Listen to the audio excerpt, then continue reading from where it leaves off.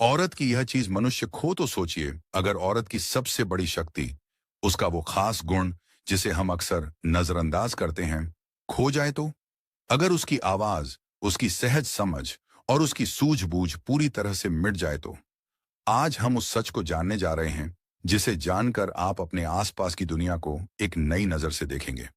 ये कहानी है मीरा की, जो एक माँ, एक बेटी और एक पत्नी थी। जैसे बाकी औरतें, मीरा भी अपनी जिंदगी की कठिनाइयों को सुलझाती हुई चली जा रही थी। लेकिन मीरा में कुछ खास था। वो चीज नहीं थी जो हम हमेशा दिखावे या उपलब्धियों में खोजते हैं। मीरा के पास था एक अदृश्य तो शक्तिशाली गुण, उसकी सहज समझ। वो बिना कहे चीजों को समझ लेती थी, बिना बोले दिल की बात जान जाती थी। ये वो खासियत थी जिसने उसकी फैमिली को सुरक्षित रखा, उसकी सोसाइटी को शांति दी और उसे एक अदृश्य नेता बना दिया। लेकिन समाज इस शक्ति को अक्सर नजरअंदाज करता है।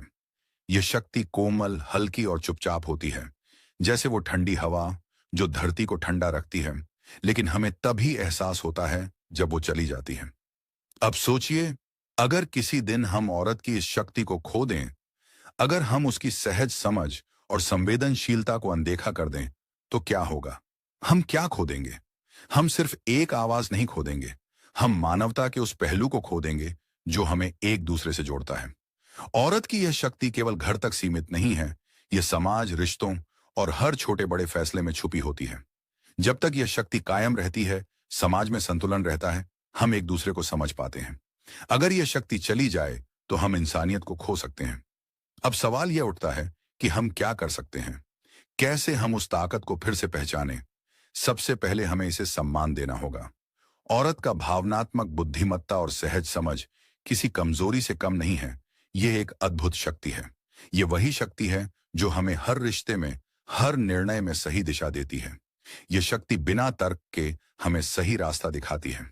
समाज में महिलाओं की भूमिका केवल अधिकारों तक सीमित नहीं है, यह मानवता की समझ और सहानुभूति से जुड़ी हुई है। औरत की शक्ति को नजरअंदाज करना, दरअसल हम खुद अपनी ही मानवता को कमजोर करना है। याद रखें, हम केवल औरतों के लिए एक बेहतर दुनिया नहीं बना रहे, हम सब के लिए एक बेहतर दुनिया बना रहे हैं।